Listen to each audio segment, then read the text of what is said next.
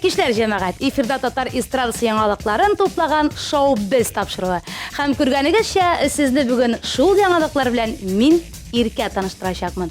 Bu tapşırıda at kazangan balıkçı Ramil Şarapov, Çeşke bilen İlham, Li Şemsin'nin Moskvada uzgan sıngı kongravı, DJ Radik bilen Ayrat Safin'nin tığız grafiki turunda silermin. Bizden ayrılmağız, köngüllü bulaşa. Birinci yanalığım humorist, parodiskam prosto şef kişi Ramil Şarapov turunda. Ramil'in Instagram account'un gördüm de ona bit at kazangan balıkçı isini birge kirek. Indi bilen nişe atına Ramil kürşesi Nail abi bilen tuğan yaklarında balık tutup yata. Her günü irten geçte 4'lerde balıkka barabız. Көрші Nail abi bilen o da indi bizim balıkçı bunda. Birisinin aytkende yal itu indi. Şuşu şahar kipişinden biraz yoğalıp duru, ilhamlanu, fikirlerini jiyu şunda o. No, bir bargaç şirke beginde gül balıkka barası kile. 5'er kilalı balıklar bula dip maktandı Ramil. Mındı zor balıklarını alar kukuruz bir şakka tutayken. Biz вообще profesyoneller. Күзден генә тотабыз. No, Nail abi молодец. Мен бая шундый тоттым. Hazır sen. Bigrek yabıqqansın bit Ramil. Sına kürme. Balıklarını kürşen Nail abi köterip kaytsın. Hem bizge de eliş çıgarırga unutmayındı. Seni kazanda kütəbiz. Gel otur yanıma, yalgızsın canıma, söyüp kareli bir dağını da. Gel otur yanıma, yalgızsın canıma, söyüp kareli bir dağını da. Moskvada yaşap, ijat etip yatışı DJ Radik bilen Ayrat Safin'nin bu arada yalıtırga gümümen vakitlari yok iken. Eli olar Moskvadaki şarada çıkış yasılar, eli Ufadagi kişege barıp jirlap kaytalar. Jitmese, küp sanlı sıralar boyunca Ufada kavat solnik konsertlerin koyup kaytkanlar. Şulay yok Radik Sabantuylar sezonunda tığız işleyişeklerin jittirdi. Yigitlerini gün sayın diyerlik kişki Sabantuylarga çakırganlar. Lekin üzleri olar zarlanmılar. Barısına da ilgirebiz Allah'a şükürdiler. Uğuşlar Radik Ayrat, Kazan'a da kelip gittigiz, yal etip gidersiz. Üstümesin parmengi birge bulsunlar. İki yürek iki yar, ikisi de karşıklar. Derdler girip baldak giyip kanatlanıp uçtular. İki yürek iki yar, ikisi de karşıklar. Derdler girip baldak giyip kanatlanıp uçtular. Tatar estradasının en yajirçilarının birisi Li Şemsin'i nihayet bıyıl mektepne tamamladı. Li özü Yarşallı şəhəri kızı. Lakin nişlep turu sınғы oku yılın Moskvada okugan, hem sınғы kıngırau da onun için biride şınlagan. Şunası da kızık, Şemsinler gailesi için bu yıl 2 çıkarılış kişesi bulgan. Li'nin inisi balalar bakçasını tamamlagan. Onun bilen birgelep tağın 11 sınıf okusu bulur eli. Dip girdi Li özü. Әліге жерші қызыбыз қайда оқырға кірәсін сір етіп қалдырды. Анысы мұқим түгіл, сеңа бары тек оңышлар телевизлие. Yüreğimden döktüm iplerim, iplerin niye sezimiysin? Yuvadasın işte kimlidir, eşinilarımda bilmisin. Yüreğimden döktüm iplerim, iplerin niye sezimiysin? Yuvadasın işte kimlidir, eşinilarımda bilmisin. Tatar estradasының talantlı, özünçəlikli автор başqaruşысы Şeşke'nin halleri bik şepten түгіл. Сыңғы вақытта Şeşke'ге ilham келмей башлаған. Біршіға қалған Şeşke түнлерін йықлай алмай деп сөйлейлер. Ләкин бір күні йықлап ятканда Şeşke бір күй ишеткен кебек болып уянып китә. Кызы Весна белән тормыш иптәше Ирекне уятмыйм дип, көйне язып калырга ванна бүлмәсенә керә.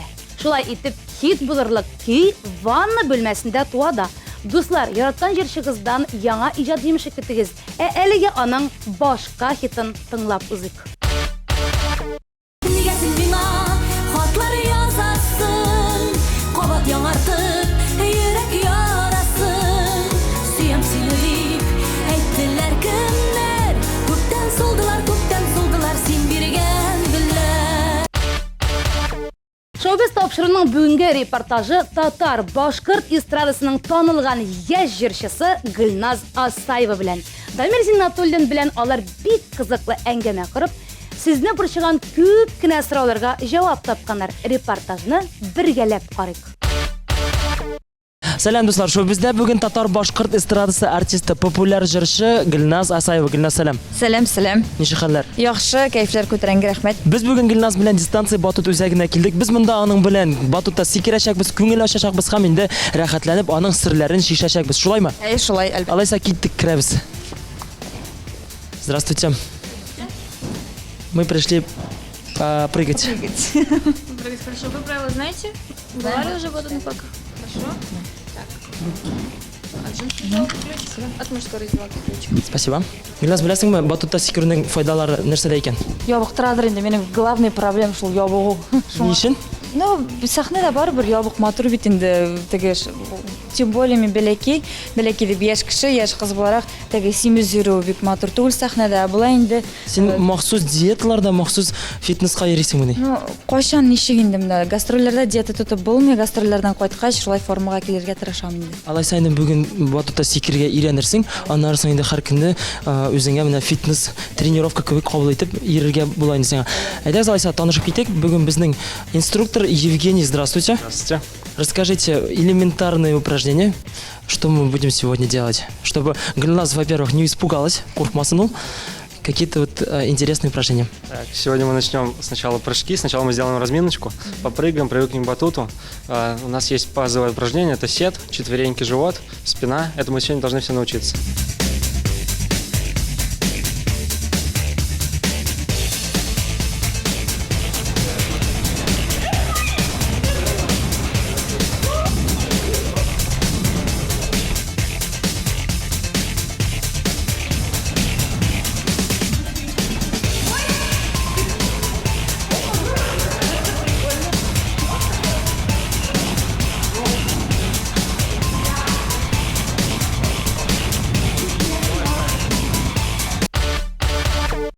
Гульназ, син белән аралашып алыйк, сөйләшеп алыйк. Гомумән ничек хәлләрең, нишләп ятасың, сөйләп җибәр. Хәлләр яхшы, әйбәт, эшлим. Шул. Шабасың, дөнья куптарасың. Нинди яңалыкларың бар? Яңалыклар бик алай күп түгел, концертлар 24 апрельнең Уфада, 2 июньдә минем туган көнем була һәм шул уңайдан Казанда концерт эшлибез, ала берсә, минем 20 яшем тула. Ала берсә, менә шулай, шул концертларга әзерләнеп ятабыз. Концертларга килгәндә нинди нәрсә белән шаккатырга уйлыйсың? Нинди фишкалар булачак? Бер-ике сүз аның турында әйтеп китәсеңме? Уфада бик андый фишкалар булмый, әмма дә ләкин Уфада бик матур безнең сәхнә булачак, ала берсә. Казанда инде бөтен гаиләмне җыям. 2 әтиемне җыям, әниемне җыям, әтиемнең хатынын җыям дигәндәй. Һәм бергә шулай семейный подряд була инде безнең, ала берсә. Концертны без уйлап торабыз, әмма дә ләкин бу әле теге түгел. 2 әтием алып бары дип уйлыйм. Ярый, тагын нинди артистлар, тагын нинди йолдызлар чакырылган булыр икән? Йолдызлар кемнең киләсе килә, шул килә дә җырлый.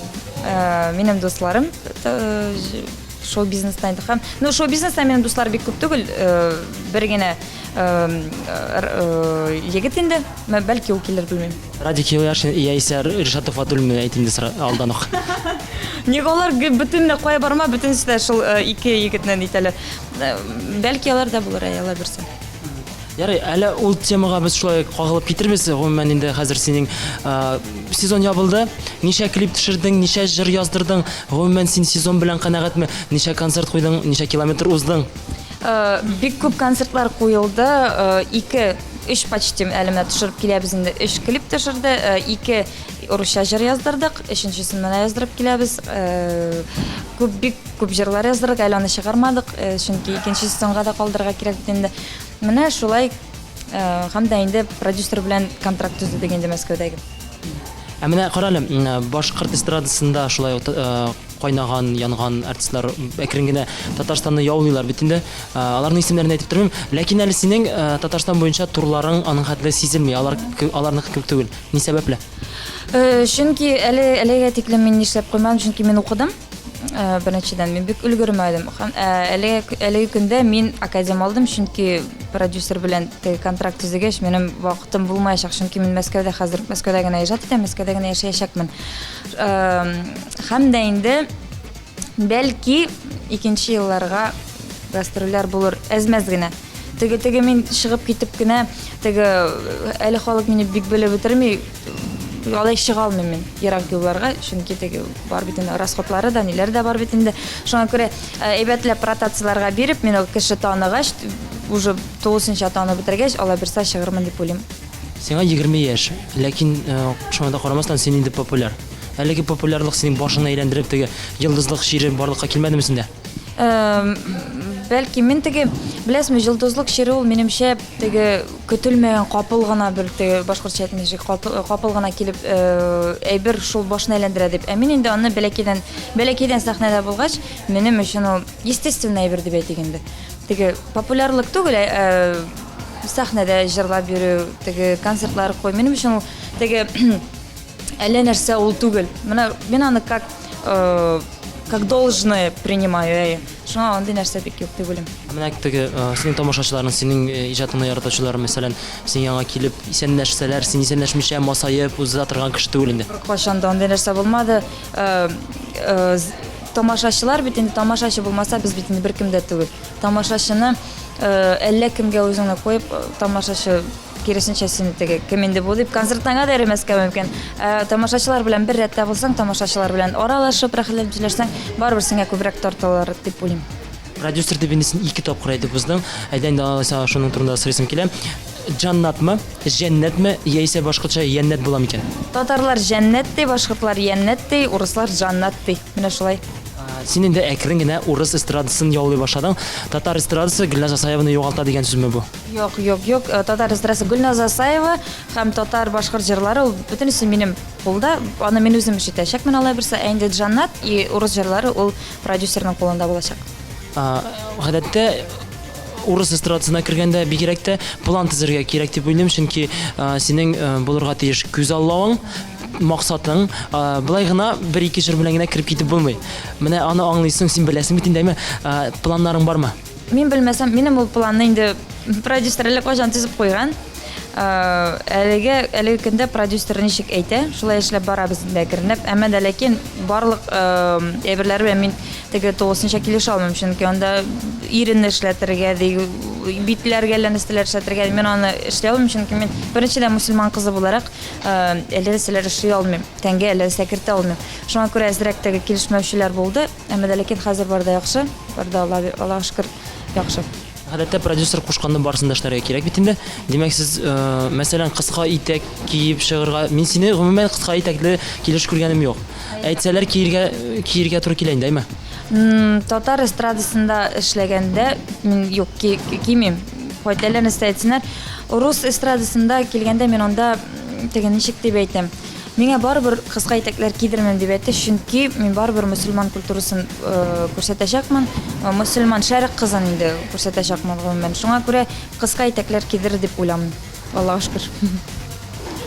Әлеге продюсер белән әкрен генә урыс эстрадасына юлны ачучы кем иде? Кем этәрде сине? Каян килеп чыкты бу идея?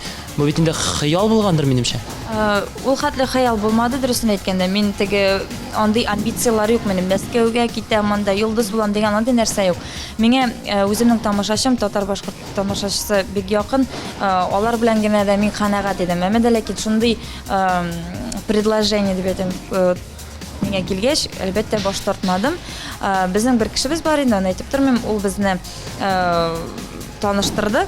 Һәм ул күрсәткән, менә шундый җырчы бар бездә дип, эшсен килмәме дип, һәм күргәндә минем акцент ошаган, урысча җырлаганда акцент ошаганда инде, һәм шул акцентка бу карап, кыяфәте, йөзе, тавышы весьма матур дигән, и шулай предложение булды да мин кул куйдым.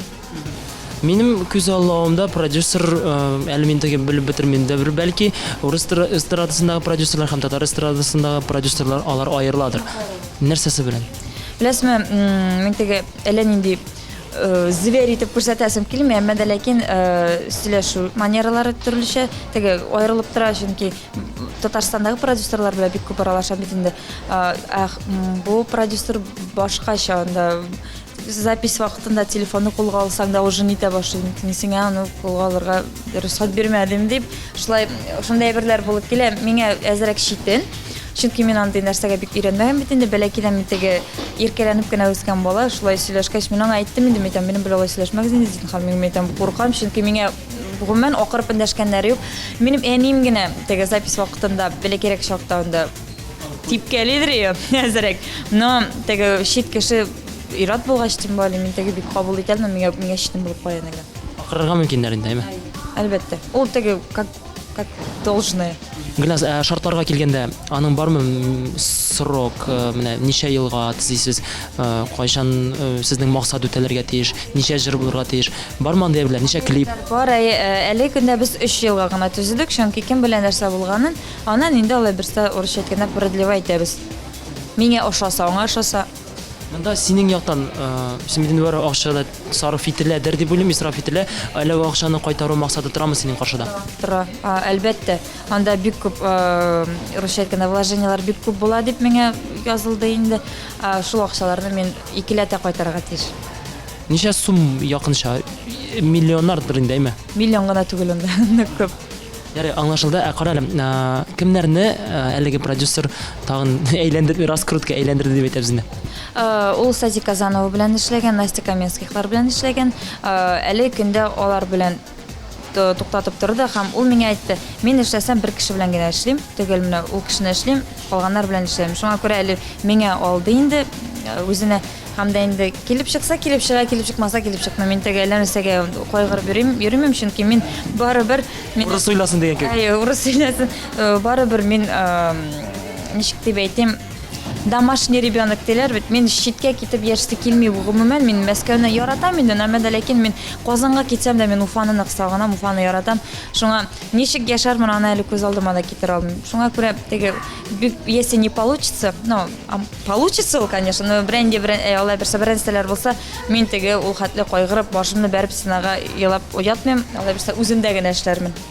Мин беләсеңме, синең җәннәт дип ишеткәч, белгәч, син белән аралашырга килгәндә, мин уйлаган идем, Сагдиана яисә Сати Казанова. Менә ике образ, менә җәннәт белән менә шаш дип әйтәсем килә. Димәк инде синең образ әлеге образларны алмашка килә дип әйтергә була инде. Шулай дисәк дә ошый булмас. Гөлназ, хәзер инде әкрен генә синең шәхси тормышка да күчербез. Ул да булса, хәзер йөргән егетең бармы, йөрәгеңне яулап алдылармы? Бу гадәти сорау, ләкин инде җавапны дөресен ишетәсе килә. Беләсезме, мин теге творческий кеше булгач, мин гел гашык булырга кирәк миңа. Мондый теге түгел генә йөргән егетем бар дип әйтә алмыйм. Йөрәгем буш, әмма дә ләкин булай акчатып йөргән егетләрем бар. Кемнәр алар? Күп алар, күп теге. Алар артистлар яисә гади кешеләрме? Артистлары да бар, гади кешеләр дә бар. Алар аның турында беләмсең? Юк, мин вообще яратканны күрсәтә торган кеше түгел. Мин үлеп китеп яратырга магыйм, но аны күрсәтмим кешегә. Син тиз гашык буласыңмы? Ая. Нәрсә сине гашык булдыра ала, мәсәлән? Йөзе кыяфәте, аннан инде башта мин тиз генә гашык булам да, әзрәк аралаша башласам, әйтәм, кирәкми бу миңа. Ошо аңлыйм инде кеше икәнен. Икенчесе килеп чыга, ана да шулай. Бер егет бар инде, прям нык каты ошый торган, әмма дә ләкин минем дә вакыт юк, әйбәт итеп йөрергә кешечә аның да вакыты юк. Гөлназ, син күрдең, ошады ул сиңа, ләкин аралаша башлагач, аның нинди сыйфатлары сиңа ошамаска мөмкин? Нинди фикерләре дип әйтикме? Үз-үзен тотыш, үз-үзен ярату, менә теге әйтәләр бит нарцисс дип. Үз-үзен яратып кына мин мондый, мин тегендә андый егетләр миңа гомумән ошамый.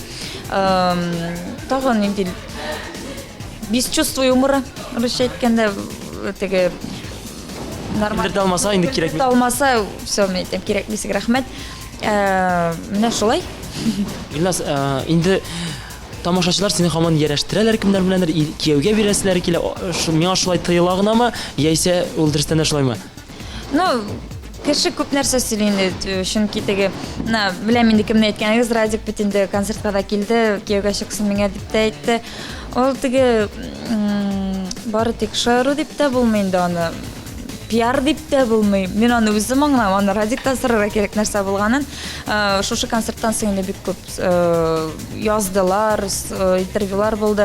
Әмма дә ләкин әйтәм бит, Беребезнең дә вакыты юк йөрергә. Әйбәт. Демәк, син аны ошатасың инде. Э, Әйе. Юк, ошатам дип теге мин аны кеше буларак бик хөрмәт итәм, бик яратам, чөнки ул минем якташ, беренчедән, икенчедән мин аны бәләкәй кичкә чактан гына беләм. Шуңа ул миңа күңелемә якын кеше. Дөрестән дә менә концертта түгел, сольный концертында түгел, гомумән синең белән мәсәлән чакырды ди ул сине батутный үзәккә, рәхәтләнеп кахва эчтегез, аралаштыгыз һәм ул сиңа мәхәббәттә һәм тәкъдим ясаса. Син җавап бирә аласыңмы әйе дип? Ну, беләсезме, монда двояк. Хәзер җаваптан китәсең инде әкрен Юк, юк, китмим. Смотря качан. Менә бүген, мәсәлән, менә бүген генә менә или иртәгә анда бәлки шулай нитсә, белмим, уйланырга була. Чөнки минем бит инде контракт бар. Ул контрактта бит инде кияүгә чыгарга бик ярамый. Шуңа 3 ел үткәч, ала берсә, Гөлназ кияүгә чыгасың дисә, уйлап та торам, чыгам да куям. Демәк, яратасың инде. Яратмыйм, ошатам. Ярый, туйдырган булдыр инде син, әйме. Ришатка килгәндә, Ришат белән дә мин бу тарихны бик алай яхшы белеп бетермәсәм дә, ләкин шулай ук сине аның белән ярәштерделәр. Очраштың да дип әйттеләр. Ул булган хәлме? Әйе, шулай ук Ришатны хөрмәт итәм, яратам кеше буларак. Кешеләрне сөйләргә мөмкин инде, бу кыз бигрәк азгын дип юк. Ришат минем әти-әниләрем белән бергә укыды, как ни странно, академиядә. Чөнки әни белән әти минем теге ясыңга калдылар да керделәр. Шунда без аралашып киттек. Ришат Фәдис әтинең төркемендә эшләп йөрде, без бергә чыгыш ясадык аның белән. Һәм дә инде миңа анда 12-11 яшьләр иде. Алар теге уже последний теге диплом алганда без аның белән аралашып киттек. Һәм дә инде шуннан бирле без аралашабыз. Йөридек әзрәк кенә. Теге ул барыбер теге шундый гына бер легкий флирт булып алды инде. Менә ләкин барыбер без аның белән бүгенге көнгә хәтле бик яхшы дусларбыз, аралашабыз. Һәм мин аңа бары тик бәхет кенә телим. Икесенә дә бәхет телим. Хәзер дә аралашасыз, әйме? Ну, алай аралашабыз дип әйтеп булмый, чөнки аның үзенең тормышы, минем үземнең тормыш бит инде. Теге концертларда күрешсәк, с удовольствием сөйләшәбез, шәйләр эчеп алабыз, тегендә барабыз, монда барабыз. Мондый теге мөнәсәбәтләр бар дип алай юк.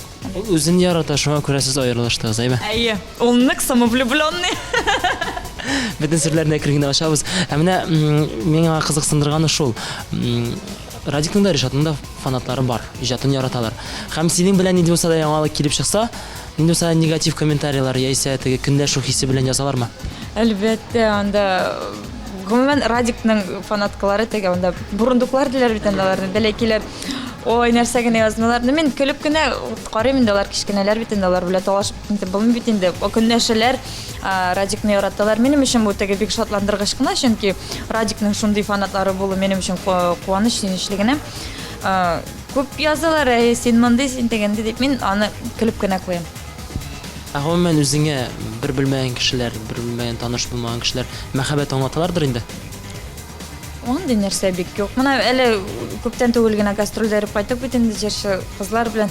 Бөтенесе дә менә миңа монысы шулай итә, тегенсе булай итә, чәчкәләр китерәләр. Мин уйлап куймыйм, шул хәтле ямсыз микәнне мин әйтәм. Миңа берсе дә шулай иткән юк, малай. Берсе дә бер кая алып та бармый. Теге чәчкәләр бирергә мөмкиннәр инде. Итә теге үземнең белгән кешеләр генә. Булай теге һәрбер шәһәрдәге чәчәкләр җибәрәләр, анда булай итәләр, тегеләр. Мин бигрәк ямсыз мен икән, значит, мәйтәм берсе дә карамый, берсе дә шулай ухаршы итеп бирми. Шулай һәм дә инде теге сөйләшеп утырабыз да, менә монсы шулай дип әйтте миңа, монсы булай дип әйтте дип. Мин мәйтәм шок катып утырам, мәйтәм, нигә миңа алай түгел икән, мәйтәм, сезгә генә шулай икән дип. Син уйламыйсыңмы, бәлки алар синнән ничектер куркалардыр? Гадәттә кишле хатын-кызлардан егетләр күбесе ничектер читләшәләр. Минем дан китте инде сугыш чукмары дигән, мин бик сугышырга яратам түгел, мин теге күптән түгел генә бер гастрольләрдә тоже 2 егетне, 4 музыкант иде. Икесен бергәләп ыргыттым. Нәрсә өчен? Нәкъ кынамы яисә чыннан да? Чыннан да. Нәрсә өчен? Берсендә автобуста китеп барабыз. Мин бит инде тавышым нык шундый, еще бас белән сөйләшәп, дип сөйләшеп китеп барадым. Теге, вот ты курятник устраиваешь, нишләп йокларга бирмисең дип миңа акыра башлады. Мин инде күп уйлап тормыйм, наушнигыңны кидә, мәйтәм, йокысын килсә, наушнигың кидә, ятты мин. Бу шулай слово за слово китте, да талашып, шуннан алдым да мендәр белән башына ебәрдем тегенең. Шуннан, ладно, бу опять успокаиваться алдым да, шуннан кул белән әзрәк башына бердем. Икенче музыкант инде мине мондый җилбәзәк кыз дип кенә уйлыйлар. Теге Бүтін үстілі мен де ғылымен егітлер білен аралашырға яратам, чүнкі алар білен пацанка ортақ тіл табан мен егітлер білен, белекейден егітлер білен үстім. Игіл егітлер білен теге юрегеш, ойнап, күліп, теге әзірек нейрек деп ойлағандар. Ақырысы алды да бір сүккүтке соқты менім. Она қайым әмін бетінде теге әзірек қуаты, боевой олдым да типтім күтіне башта. Шынан башына қуат етіп сұққаным тегінің прям отпечатығы қалдым. Оның шәші ұғы епілешінде. Кім ол? Әйтмеймін де ола ярамы. Ол жыршы ма, артистер ма, кім? Музыкант каналым. Пілешіне скитеріп сұққаным отпечатық қалды прям. Шынан енді келіп ғафутынды. Бүтін артистлар, музыкантлар енді онда мен шығамды. Бүтінісі да бұлай өндіріп кетелер аштығы. Онда нәрсек. Но просто өзіңні көрсетірге керек деп ойлым. Теге ленсті ойлап бермесінер, онда кел егітлер білен болғаш. Өзің артистлар арасында ғылымен шоу-бизнеста шундай болырға керектір. Иначе топап кетелер сені. Таптаған шақларда не іштейсің? Мына сенің турында ғайбет шығарып жіберселер. Мәселен, сен кім екенін де білесің. Білесің, мен ол кішіге рахмәткен айтам, чүнки біздің заманда бетінде бұлай да вақыт жоқ.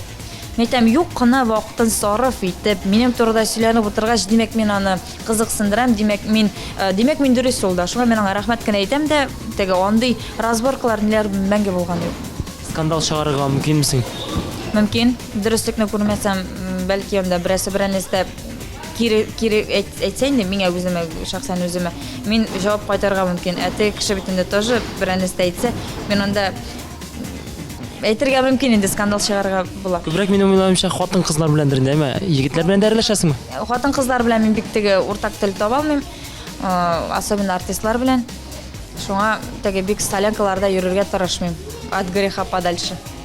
Міне шоу-бизнес турында біз сөйлешеміз, қаманаймын. Көбісінше сәхне артында башқа тұрмыштылар. Сенің көз аллағың бойынша сәхне арты тұрмышы ненде екен? Міне бірәсімі Татарстанда һәм Башқұртстанда айырылып тұралар. Башқұртстанда біздің бары бір нешік деп айтым, сарит нендейдір жылылық, теге ондай бик ғайбет та шығарған. Мен өзім ешткенім жоқ. Татар эстрадасында бары бір теге өз-өздерін ашылар. Оның теге сәбәбі менге қалса теге артистің көплегінде. Чөнки біздің Башқұртстанда артистлар бек олай көп түгел. Татарстанда онда шул хәтле көп артистлар сіздің Барсмедияден ғана инша шыға бетінде. Шуңа сәбәбі шул деп ойлайм. Әмма дә ләкин бары бір менің ыңғай ягы да бар. Чөнки ыңғай ягы сен миңа аңлатып әйтеп җибәр. Чөнки теге артистлар ничек ыңға икенче ягы деген сүзне әйбәт ягы. Әйбәт. Безнеңчә шулай була. Теге артистлар күп булгач, монсы мондай нәрсә эшли, теге омтыласың алга, монардан лучше яхшырак булам, тегеләрдән яхшырак булам. И шулай эстрада безнең русча әйткәндә развивается. Башкортстанда безнең барыбер теге шулай ук бара. Әле көндә ступор дип әйтәсем килә. Но моның теге двоякы ягы бар инде. Татар эстрадасында кемнәрдән үрнәк аласың? Кем беренче хәзерге мезгилдә? Зәйнәп Фәрхетдинова. Мен аны гел әйтәм. Зәйнәп апа тавыш буенча мен теге татар эстрадасында бүтән аны җырчы да белмим. Зәйнәп апа кебек. Һәм инде Хәмдүн апа әле калды. Һәм син? Юк, әле мин түгел. Гөлназ, беләсеңме? Синең ике әтиең дә һәм әниең дә алардан син популяррак. Моның турында ишеткәнең бармы? Беләсеңме? Әниләрең белә микән? Әле белмим дә теге уйланганда юк. Мен андый максат юк минем. Мен чөнки әти-әним минем өчен өчесе дә алар теге үрнәк, өчесеннән дә мин нәрсәдер алам. Әмма дә ләкин әниемә ике әтиемә шулай дисәгез, алар бик каты сөйнерләр, чөнки бала кешесе барыбер ата-анасыннан әйбәтрәк булырга кирәк, яхшырак булырга тиеш, һәм дә инде алар бик шатланырлар иде. Менә гадәттә артистларның балалары Золотая молодежь дигән ишеткән бардыр инде, менә шундый теге бай кешеләрнең балалары булып, теге масаеп йөри торган була бит инде. Син андыйлар рәтендә керәсеңме, кергәнең бармы? Алла сакласын анда, чөнки беләсеңме, Золотая молодежь миңа калсалар акчаны теге туздырагына беләләр. Ничек акчаны эшли, алар аны белмиләр. Мен акчаның ничек эшләнгәнен беләм, нинди тир түгеп эшләнгәнен беләм. Тир түгеп булмаса да барыбер теге эшлибез бит бу һавадан яумый. Һәм шуңа мен акчаны кысып кына распределять итеп кенә тота торган кеше. Мине әни белән әти бәләкидән өйрәттеләр. Акча эшләнә торган ул акчаны. Мин теге бәләки балалар хәзер карый магазинда акырып ела бирәләр миңа ал дип. Мин андый нәрсә мәңге булмады, чөнки мин белдем, әти-әнинең менә бу периодта акчалары юк. Менә бу периодта акчалары бар. Мин белдем, миңа әйтеп бардылар, балам, әле сорамыйсың, әле сорыйсың, әле менә ала алабыз, әле аламыйбыз. Мин шуңа бөтен нәрсәне белеп, күреп үстем һәм шуңа андай булырга язмасын. Гөлназ, Фадис әтиң дә һәм инде Рөстәм абый, Рөстәм әтиң, алар нинди мөнәсәбәттә? Гомумән аралашалармы, дуслармы? Аллага шөкер, ул яктан мин бик бәхетле, чөнки алар минем өчен, миңа яхшы булсын өчен алар мине бәләкәйдән минем күз алдымда аралашып, шәйләр ишеп, миндә шундый бер ни булган история. Без Рөстәм әти белән кайтып киләбез, Фадис әтигә шылтыратып әйтәм, пап, мен папа дип өйрәнгән иде бәләкәйдән. Пап, шәйеңне куялы, без папа белән кайтып киләбез дип. Теге бер читтән бераз тыңлап торса, теге сәйрәк булып тоелыр иде. Безнең бик яхшы мөнәсәбәтләр. Гомумән әни белән Айгөл апа да, Айгөл апа ул әтинең хатыны, бик яхшы аралашалар. Минең белән бик бәхетле, бик канәгать һәм дә инде әле шаярабыз инде безнең бит инде Кәрим бар, әнинең бит инде Фадис әтинең и Әминә, алар бер возрастта. Рөстәм әйтә, өйләнешеп кенә куйсыннар инде, читтә йөрмәсеннәр ди. Бәлки вообще колагыйлашып куйырлар, кем белә, Алла бирсә. Айрылган вакытларда инде булса да авыр моментлар булдымы? Яисә сиңа күрсәтмәскә тырыштылармы? Юк, бернинди андай авыр вакытлар мин истә түгел, чөнки барысы да шулай калды. Әти белән күрештем, минем әнием, Фадис әтием бер кайчан да Рөстәм әтине хурлап сөйләмәделәр миңа. Андый нәрсә бөтенләй булмады. Наоборот, әтиң яхшы, менә Фадис әтигә бик зур рәхмәт. Берәсе булса бит инде аның белән аралашмыйсың, аның әниләренә, картатайларыңа, әби бабаларыңа кайтып йөрмисең дигән мөмкин. Алар киресенчә үзләре кайтып, мунчалар кереп, шунда безнең шундый теге ничек дип әйтим, сәеррәк инде гаилә. Һәм дә инде андый нәрсә булмады. Минем Фадис әтием үз баласы да яхшы күреп үстерде бит инде. Теге кичкә чактан гына гастрольдән алар иртән генә кайталар, бер 5ләрдә, 6ларда Фадис әти көтеп утыра. Мине уянганчы бер 7-8 артыларда уята. Специально көтеп утыра, ашата, нигә мәктәпкә итеп куя, аннан кайтып аннан гына ята. Әни йоклый инде анда улажан. Аны Фадис әтинең шундый ягы бар. Шуңа бик рәхмәтле аңа. Ярый, аңлашылды. Син бер интервьюда BMW X3 алырга хыялланам дигәнсең. Алдыңмы син аны? Алмадым, беләсезме? Чөнки хәзер мин уйладым да, мин уже аларга йөридерим инде. Әйтәм, все алам. Аннан тукталмый әйтәм, бу акчаларны үземә эшкә куллансам, яхшырак булыр дип уйладым да. Һәм дә инде клип төшердем, җырлар эшләттем. Аннан шуларны ротациягә бирегә йөрим инде, мен Алла бирсә. Һәм шулардан мин күбрәк акча алам дип үземчә план курып куйдым да, аннан алырмын. Чөнки машина мине ашатмый, җыр белән клип мине ашата бит. Йөрәгемдә дулый бураннар, уйларымнан булмый бит качып. Йөрәгемдә дулый бураннар, уйларымнан булмый бит качып. Син кил миңа тик югалтма берүк, сукмагым бит минем апашып. Йөрәгемдә дулый буран, җанкаемда уй хисләрем адашкан. Йөрәгемдә дулый буран, җанкаемда уй хисләрем адашкан. Син элек Казанда яшидең? Минем белгәнемчә, Уфада, аннары Казанда, хәзер инде яңадан Уфада. Бу менә булай төрле җирләрдә яшәүнең төп сәбәбе нәрсәдә соң? Беләсезме, Казанда күчүемнең сәбәбе уку йортында аңлаучы булмаслык булды. Һәм дә инде кирегә Уфага күчтем, чөнки Нинди уку йорты? Училище искусств безнең Уфада. Сәнгать училищесы. Анда әтием, әнием укыган җирдә укыган укытучы да укыдым, мин укыйм. Анарда яхшырак булыр дип кирәк күчеп киттем дә, менә ХПК Уфада яшим. Шуның предложение булгач, һәм Мәскәүгә китәм мин. Мәскәүдә син, димәк, эш буенча. Буенча гына, бәлки укырга да керермен. Но ансы икеле генә әле пока белмим. Нинди югары белем йортымы, нинди булса да училищемы? Щукинский училищега кергән, ул югары уку йорты дип санала бит инде, актрисалыкка. Чөнки мин бер фильмда уйнадым да, шуннан мине күреп калдылар да, бәлки укырга килерсең дип, Лаура Киясаян белән сниматься иттем мен. Бер актриса ул. Бәлки укырга килерсең дип чакырга инде, бәлки барырмын шунда. Потому что югары белем әлбәттә кирәк. Актриса, син әле балерина дип әйтәсем килә. Җырчы. Эшсезеннән син сайлап алдың нәкъ җырчыны. Сәбәбе? Ходай Тәгалә биргән әйберне кешегә күрсәтергә кирәк. моң белән үземнең моңымны кешегә бирәсе килә, таратасы килә һәм дә инде балеринаны мин ташладым дип әйтә алмыйм, чөнки мин гел дә растяжкадамын, гел дә ниндидер булса күнегүләр эшлим. Актрисалыкка әле бәлки актриса да булып китермен, кем белә. Миңа ошый. Гомумән мин по жизни актриса булырга яратам. Бөтен нәрсәне мин карап барам, минне пародировать итәргә яратам кешене. Гадәттә инде мин артистлар белән күрешер алдыннан алар турында интервьюлар карыйм, Инстаграмда танышам. Менә бер постыңда, ул да булса ул фотографияда син күлмәктән. Нигәдер анда бик күп негатив комментарийлар язганнар. Димәк, махсус кайсы вакытта син Инстаграмга, лентага менә шундый начар комментарийлар җыер өчен шундый фотографиялар табасың. Ханым бар шулай. Нәрсәгә ул? Ни өчен? Гадәттә бит инде бездә ияләшкәннәр яхшы булсын ди. Бөтенесе дә безнең җырчылар нык черный пиар дибез бит инде. Алардан бик куркалар. Теге куркалар, не дай бог минем турыда оламай сөйләрләр дип. Нигә калса ул комплекс ниндидер булса. Минем теге андый нәрсәм юк. Начар комментарийлар булса, наоборот, мин теге канагатьләнеп, әйбәт булды әле. Бу дип әйттереп ятам. Чөнки теге миңа, во-первых, нечего скрывать. Ничек бар шулай бит инде, шуңа теге андый комплекс дигән нәрсәм юк, шуңа мин шундай әйберләрне яратам. Мин гомумән үз-үземнән көләргә дә яратам. Бер инде анда интервьюлар булса, утырабыз, анда дуслар белән көлеп әйтәм, шул хәтле булып булыр икән дип теге. Андый нәрсә юк миндә. Син махсус мәсәлән, махсус пиар ясар өчен, кара пиар ясар өчен уйлыйсыңмы, уйланып йөрисеңме? Менә андый да күбесе уйлый бит инде, специаль эшләнгән әйбер тегенсемес. Ул ничектер үз-үзеннән килеп чыга.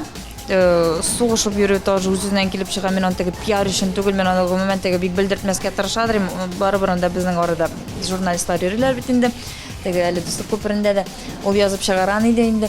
Шуңа күрә теге андый нәрсә юк. Белән сугыштың соң, әйт инде. Минем белгәнемчә, мин беләм минемчә, ул кешене. Искәндәр Шакиров белән мин инде каты талаштым. Теге мәйтәм, син чүпшар, син әллә нәрсә җырлыйсың, синең киемең чүпшар, булай сәхнәгә чыгарга ярамый, булай җырларга бу теге гомумән ярамый дип. Аннан инде тагы бер звездный гаиләнең уллары иде ул. Син яраткан артистның. Чөнки син бер җирдә әйттең, ул да булса шәше юк дип әйткән идең, Бәлки. Яра, безне аңлады кем икән? Яра, исемне әйтәсеңме? Юк, әйтмим. Я тагы сор, я мине кыйнар хәзер. Кем белә. Ярый, Гөлназ, менә син белән аралашабыз, син һаман да шундый теге позитив, күңелле, тормышта да шундый дип уйлыйм, ләкин синең качан мәсәлән күңелгә үтеп керә торган моментлар, йөрәккә үтеп керә торган моментлар, елата торган моментлар, син шундый моментлар буламы? Мин соңгы тапкыр кашан елаганымны да хәтерләмим. Нишләптер мин гел теге нык каты кыен булса да мин еларга тырышмыйм, нишләптер. И күңелгә якын алырга тырышмыйм. Хәзер бөтен нәрсәне күңелгә якын алсаң, яшәп булмый, теге занутный булып була бит инде. Шуңа мин теге бик күңелгә якын алырга тырышмыйм. Үзәккә үтә торган әйберләр әлбәттә бар инде ул. Әмма дә ләкин мин аны тоже теге күңелгә якын алмыйча гына үткәреп җибәрергә тырышам. Хәзер безнең белән аралашканда ничектер теге чыннан да ихлас, чыннан да теге шундый бөтенесе чын дөрес җаваплар бирдең. Дөрес. Даже ортыгы белән дөрес анда. Бик алай сөйләргә дә ярамый. Мин теге гел ничек бар шулай сөйлим дә, аннан әйтәм, әйттем мин дип моны. Әйтәм, моны әйтергә тиеш түгел инде мин әйтеп утырам. Әмма дә ләкин минем халык алдында нечего скрывать, теге кемдер ике әтисен скрывать итәргә тырыша. Ике әтием бар да, мин моны белән бик бәхетле, мин бик канәгатьмен. Әнием усал дип сөйләр, нык усал әем. Теге запись вакытында да әйтеп үземчә, тапышкалар только так кушадыр иде студиядә. Мин аңа да бик рәхмәтлемен шулай булганына, чөнки теге и минем кызым молодец инде, бигрәк тәртипле дип алай үстерсәләр, бәлки мин бүген көндә бөтенләй икенче төрле булыр идем. Теге әнигә килеп әйтәләр, минем алда да кызыгыз шул хәтле молодец, бигрәк матур җырлый, шул хәтле әләнестеләр анда ни. Минем әнигә нәрсәсе инде, обычный бала инде нәрсә, ничек тә булса бит үзен карарга тиештер. Мин гомумән 16 яшьтән бирле уже үземне карый башладым. И әнигә килердем, менә акча да сорамый сездән. Әни дә аны, как должны тоже теге воспринимать, так шулай булырга тиеш, әллә нинди сверхъестественный нәрсә күрмим ди. Шуңа инде 18 яшьтән мин гомумән әти-әнидән аерылып, бер үзем торам, бөтен нәрсәне үзем эшлим, үзем квартираны карап, шулай яшим. Син җыр белән, чыгышлар белән үзеңне булдырасың. Әйе, бөтен. Ничә сум акча эшлисең? Елына? Аена. Аена, төрлечә. кошандыр әйбәт була, кошандыр бүтүнәй булмый теге выступление. Безнең бит инде артист тормышы стабильный түгел. Теге бүген була, иртәгә тегеле, а стабильный эшкә керәсем килә инде. Уртача. Уртача, ну 70-80-90 шулай. Мин үземә кирәккәнне ишеттем. Рәхмәт. 16 яшьтә башлап җибәрдем дисең, әйме, мин инде ул сорауны әле качан бирергә тиешим, безнең инде әзрәк вакытта. 16 яшьтә башлап җибәрдем дисең, синең конкурентларың бармы алар? Гомумән хәзерге мизгелдә. Юк.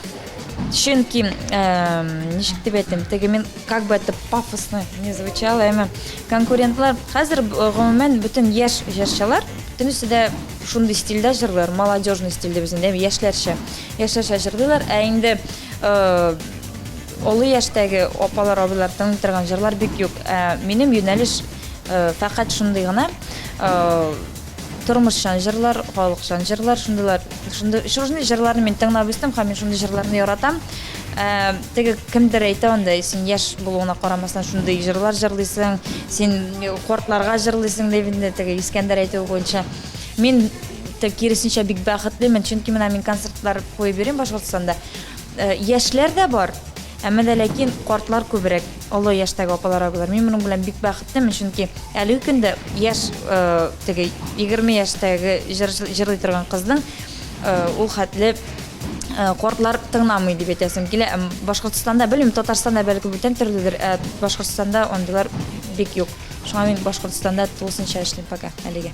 Мәктә инде хәзерге мизгелдә безнең тамашачыларга син мөрәҗәгать итәргә мөмкинсең. Рәхимит. Татмус ТВ каналы белән бергә булыгыз, Татмус ТВ каналын карагыз, Татар радиосын тыңлагыз һәм дә инде концертларга йөрегез. Сезнең белән без бәхетле, сез булсагыз, без дә яшибез. Рәхмәт сезгә. Дуслар, шулай итеп инде бүген без Гөлназ Асаева белән күрештек, батутта сикердек, күңел ачтык. Сиңа үзеңә ошаган микән? Бик нык ошады, батутта сикерегез, дуслар, чөнки ябыккан кешеләргә аеруча бик килешер дип уйлыйм. Күп кенә серләрен дә ачтык, рәхәтләнеп аралаштык. Киләсе очрашуларга кадәр рәхмәт бик зур килгәнеңә. Сау булыгыз. Пока-пока. Пока-пока. Тәмләй бер күп булмый дигәндәй, бүгенгә саубуллашыйк. Икенче атнага иң кайнар, иң тәмле яңалыкларны кабат биредә ишеттерсез. Ә хәзергә барыгызга да шәп эш атналары теләп, мин Иркә сезнең белән саубуллашам.